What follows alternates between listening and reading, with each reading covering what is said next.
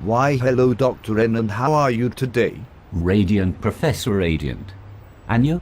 Blooming, thank you. I see from the state of your hair that you have gone without another night's sleep. Have you been partying with those 3 busty supermodels I saw had just joined your science class? No, I'm meeting them tonight. But last night I was doing something better. You were partying with their sisters? No, that was the night before. It is even better. I was thinking about our chat on King James Onlyism we had the other day, and you told me how the way they interpreted the Bible to make their prophecies concerning the coming of the King James Bible was flawed. Yes. There are lots of prophecies in the Bible that are in there to build up our faith in God. But they had literal fulfillments. You could find somewhere in the Bible where they were fulfilled literally as they were spoken. One did not have to reinterpret the words to say they mean something else. You called it internal evidence. Yes. They build up our faith and are proof to us that God is a God of prophecy. But they are internal proofs. It would be hard to convince a skeptic that it was true because they come from the same volume, the Bible. But I spent all night at the library and on the internet looking for evidence that had its proof externally from the Bible. And what did you find out? There was tons of stuff. I looked very carefully and I wanted convincing information to present to the next King James Onlyist who comes at me with Psalm 12, ignoring the context and trying to convince me that pure words in verse 6 were English words and that in verse 7 the preservation was a book that was going to come forth. So what did you find out? How would you convince them? Most of them have already made up their minds, and getting them to accept that the allegorical interpretation is not how God fulfilled prophecy in the Old Testament will be a tough call. I know, but even if they turn nasty on you, they will still take their Bibles with them. Unless they use them as weapons against us, of course.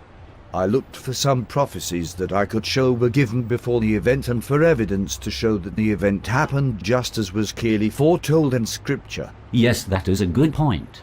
If you pitch it right, they won't look at the Bible in the same way again. What did you find out? Lots of things.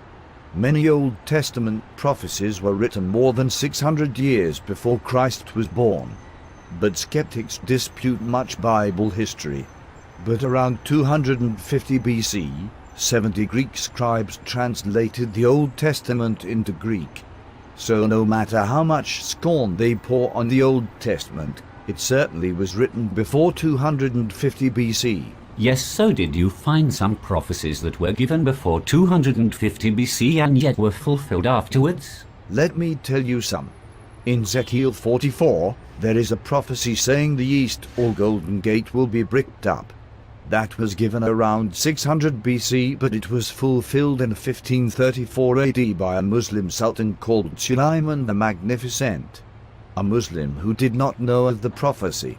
Once again a literal fulfillment, as the scripture said.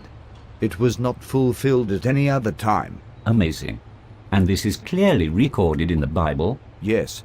And because it was translated in the Septuagint, we can know it was a prophecy written before the event took place.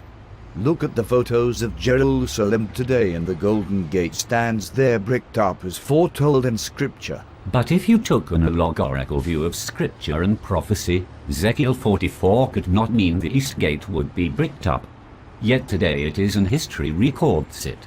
So dispute all you like, it was certainly a prophecy dated before 250 BC. God knew the future of Jerusalem. Yes, and there is more about Jerusalem, but I will tell you that later. But it all goes to show, when you meet a Mormon, a Jehovah's Witness, or anyone else who uses scriptures to say their group or movement was foretold in Scripture, has to take into account that God likes to use prophecies that were clear and needed no bending of the facts. They came true, as he said. Like I said, it is a fundamental about just how you view and look at Scripture, and applies to Christians of all viewpoints of the King James Onlyist debate, and to people of other faiths and religions too. Indeed. But it is amazing to see that God fulfills prophecy. I will tell you more later, but I have to go now.